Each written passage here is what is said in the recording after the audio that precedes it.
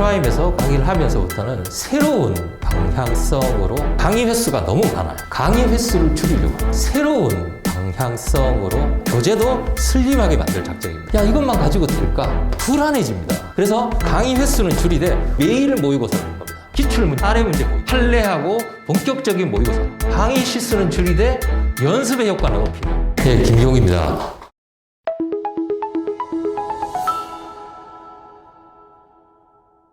안녕하세요. 예, 김용입니다.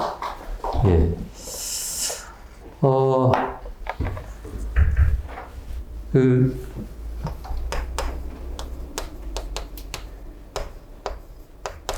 이게 제 질문 전용 전화입니다. 전화는 받지 않습니다. 카카오톡으로 해주시면 질문, 어떤 질문이든지 상관없습니다. 그래서 질문을 해주시면 되겠고요.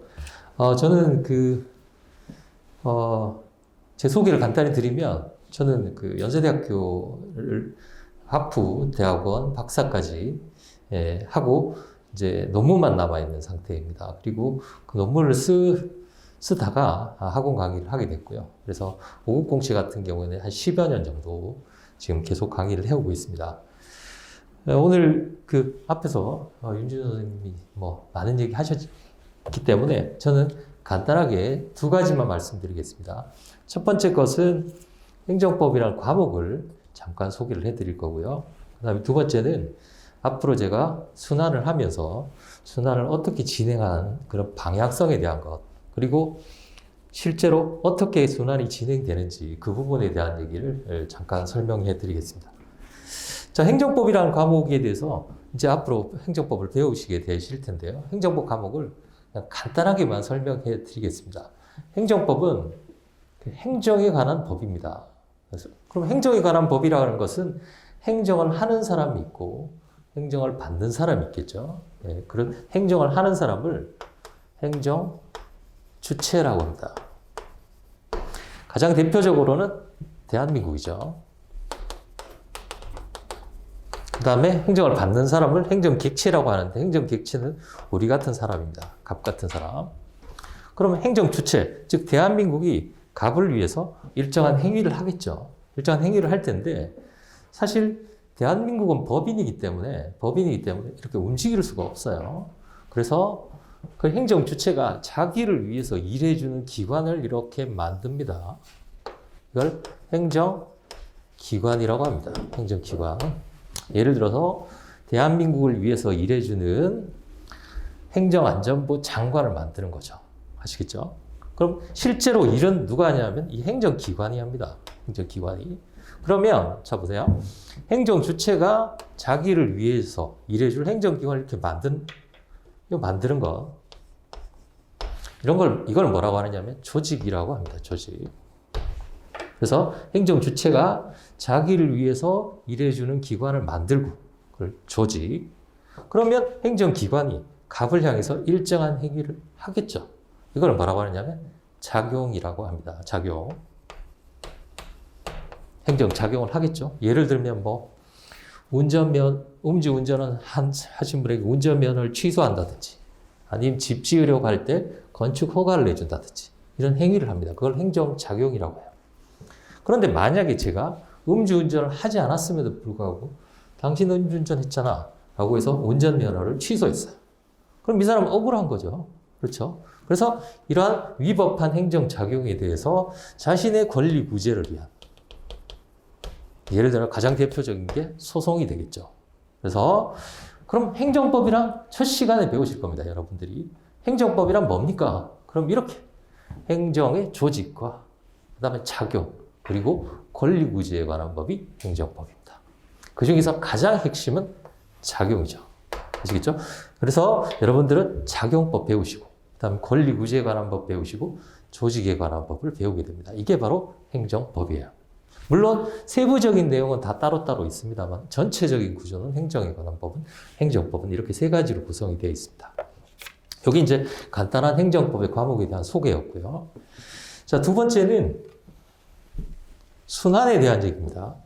순환이라는 의미는 여러분들이 와보시면 예비순환이다, 일순환이다, 이런 얘기를 들으셨죠. 그건 언제 생겼냐면 아주 오래전에 신림동이 만들어질 때, 그때 당시에는 이제 사법시험이었죠. 사법시험 시절 때 만들어진 겁니다. 예비순환이. 순환이라는 건 사이클이죠. 여러분들이 필수가 뭐 4개, 그 다음에 선택. 그러면 그 첫 번째 과목부터 마지막 과목까지 한 바퀴 쭉 도는 것을 순환이라고 합니다. 그래서 처음에는 1순환이 돼야지 왜 예비순환이라고 합니까? 이렇게 많이 물어보시는데요. 예비가 뭐냐면 1차 시험을 보고 발표하기 전 단계라고 해서 예비라고 하는 겁니다. 아시겠죠? 그래서 원래 1순환이 먼저인데 사실은 예비순환이 먼저인 거죠. 그래서 예비순환이 바로 기본 강의인 겁니다. 그래서 예비순환하고 그 다음에 1순환하고 2순환하고 그 다음에 이때 1차 시험을 보시고 그 다음에 3순환을 하게 되는 순환이 4개인 거죠. 학원에서는 이제 4사이클을 이제 돌아가게 되는 것이고 보통은 행정법 같은 경우에는 예비순환을 24회 그 다음에 21회 그 다음에 16회 약간의 차이는 있습니다. 그래서 이때 이제 1차 시험을 보시고 끝나고 나서 20회 또는 21회를 하도록 이렇게 되어 있어요. 그래서 각각 지금 여러분들은 이제 요 단계죠. 요 앞에 있는 단계. 아시겠죠? 요 앞에 있는 단계가 될 겁니다. 그래서 예비순환을 24회를 하고 이때는 이제 기본적인 이론, 학설과 판례, 행정법이 무언지 이제 맛을 보는 겁니다. 사실 가장 중요한 강좌가 이 강좌입니다. 가장 중요한 강좌. 왜냐하면 이때 기초를 탄탄하게 해놔야 돼요. 탄탄하게 해놔야 됩니다. 그래서 그리고 다시 그러면 예비순환 때 행정법을 1페이지부터 이렇게 볼 건데 여기 또 볼 거 아니에요. 그렇죠? 여기도 볼 거예요. 아니 똑같은 걸 왜 계속 그렇게 합니까? 가 아니라 우리의 목표는 뭐냐면 이거 끝나고 나서 시험이죠. 시험은 논술 쓰기입니다. 논술 쓰기인데 무엇에 대해서 써라 이렇게 나오지 않아요. 어떤 사건을 줍니다. 사실관계를. 그 사실관계를 보고 여러분들이 알고 계시는 이론을 가지고 그 문제를 풀어야 돼요. 그러니까 사례 문제가 되는 거죠. 사례 문제. 사례 문제를 풀려면 이 순간에 사례 문제를 그냥 한 번 배웠는데 사례 문제를 주면 이게 무슨 내용인지 알 수가 없어요. 그래서 각각마다 특징이 있게 되는 겁니다. 예를 들어서 저 같은 경우에는 이때는 기본 이론을 하고 이때는 뭐냐면 기출을 봅니다. 기출의 중요성은 뭐 여러분들이 말씀 안 드려도 다 아시죠. 그래서 이때 기출 문제를 보면서 다시 동일한 내용을 연습을 하는 거죠. 그러니까 점점 심화 과정이라고 생각하시면 됩니다. 저 같은 경우, 2순환 같은 경우는 저는 본격적인 사례 연습을 하고요. 마지막에는 3순환 같은 경우에 이제 모의고사에서 최종 정리를 하게 되는 겁니다. 최종 정리. 그러면 왜 이렇게 가면 줄어야지? 왜 여기서 늘어나느냐, 횟수가. 그 이유는 이때 텀이 굉장히 길기 때문에 다시 이때 반복 학습을 해야 됩니다. 1차 시험 보시는 동안에 여러분들이 많이 공부를 못하죠, 2차 과목을.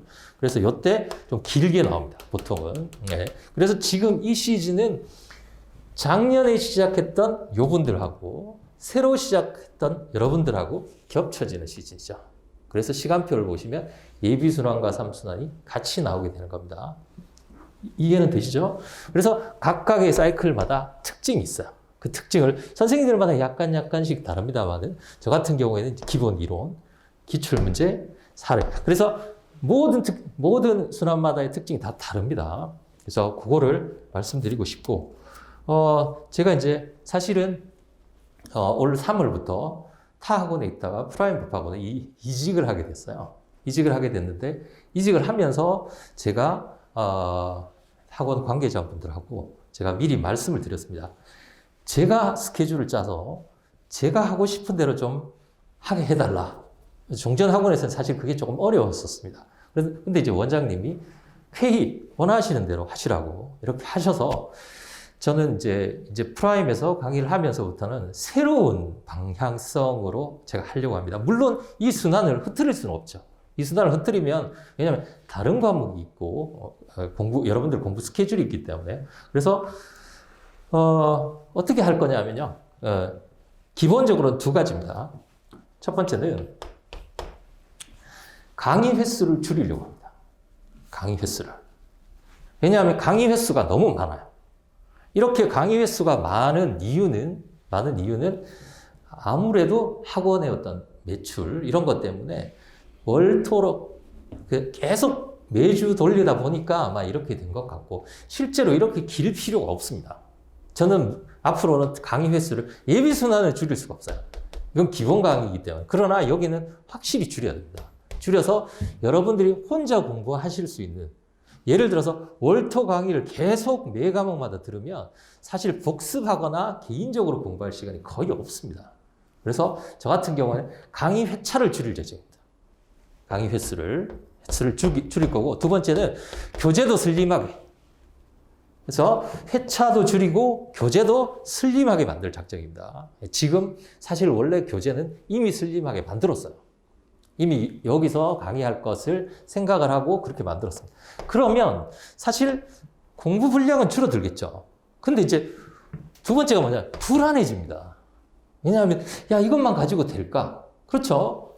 그래서 제가 회차를 줄이면서 두 번째로 생각한 게 뭐냐면, 불안함을 떨치는데 제일 좋은 방법은 뭐냐면, 모의고사 시험을 보는 거예요.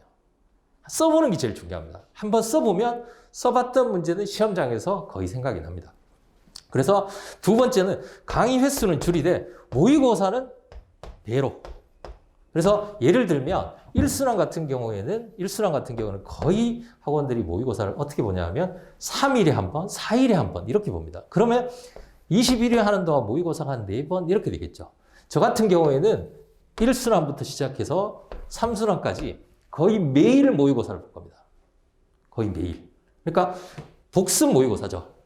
이쪽에는 복습이고 이쪽에는 예습이 되겠죠. 그래서 매일매일 이때는 기출문제 모의고사, 이때는 사례문제 모의고사, 여기는 판례하고 본격적인 모의고사.